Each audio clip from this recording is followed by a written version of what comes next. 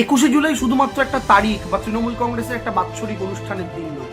এক রক্তাক্ত ইতিহাস, যেদিন সাধারণ মানুষের নো আইডেন্টিটি কার্ড নো ভোটের দাবিতে মমতা বন্দ্যোপাধ্যায়ের নেতৃত্বে হওয়া যুব কংগ্রেসের মিছিলের ওপর নির্বিচারে গুলি চালিয়েছিল পাশবিক সিপিআইএম এর সরকার।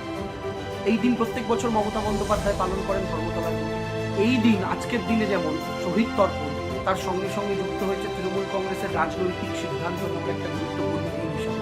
এই দিনেই মমতা বন্দ্যোপাধ্যায় আগামী দিনের রাজনৈতিক পথ, রাজনৈতিক যুদ্ধের কৌশল তার কর্মীদের বাদ দেন। তার সঙ্গে সঙ্গে বাংলার সমস্ত মানুষকে জাগরিত করেন, উদ্বুদ্ধ করেন এই মঞ্চ। এবছরের 21শে জুলাই আমরা যারা তৃণমূল কংগ্রেসের কর্মী তাদের জন্য কেন বিশেষ? কারণ এটা যেমন একদিকে তৃতীয় মমতা বন্দ্যোপাধ্যায় সরকারের শেষ 21শে জুলাই, তেমনই আমাদের সৈনিকদের শপথ নেওয়ার 21শে জুলাই, যে চতুর্থ মমতা বন্দ্যোপাধ্যায় সরকারের প্রথম 21শে জুলাই যেদিন অনুষ্ঠিত হবে, সেদিন যখন রাজ্যের মুখ্যমন্ত্রী মমতা বন্দ্যোপাধ্যায় বক্তৃতা দিতে উঠবেন, তার পেছনে বসা বিধায়কদের সংখ্যা যেন আজকের থেকে অনেক বেশি হয়।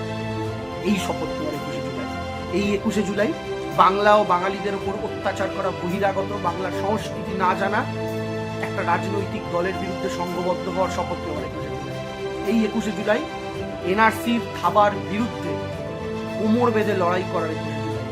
এই 21শে জুলাই মূল্যবৃদ্ধির বিরুদ্ধে আওয়াজ তোলার 21শে জুলাই।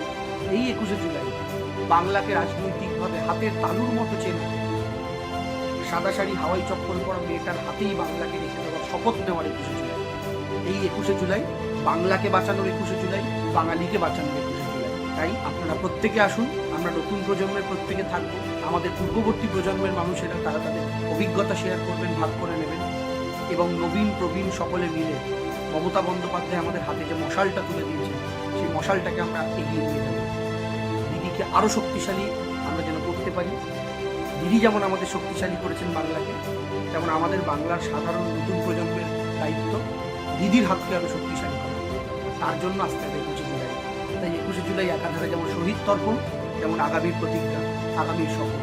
আসুন আমরা প্রত্যেকে সেই দিন উপস্থিত হয়ে আমাদের জননেত্রী, আমার দুর্গা, আমাদের বাংলার মাকে আরো বেশি করে শক্তিশালী করার শপথ গ্রহণ করি, তার হাতকে আরো বেশি করে শক্তিশালী করার শপথ গ্রহণ করি, বাংলাকে বহিরাগত শক্তির হাত থেকে বাঁচানোর শপথ গ্রহণ করি।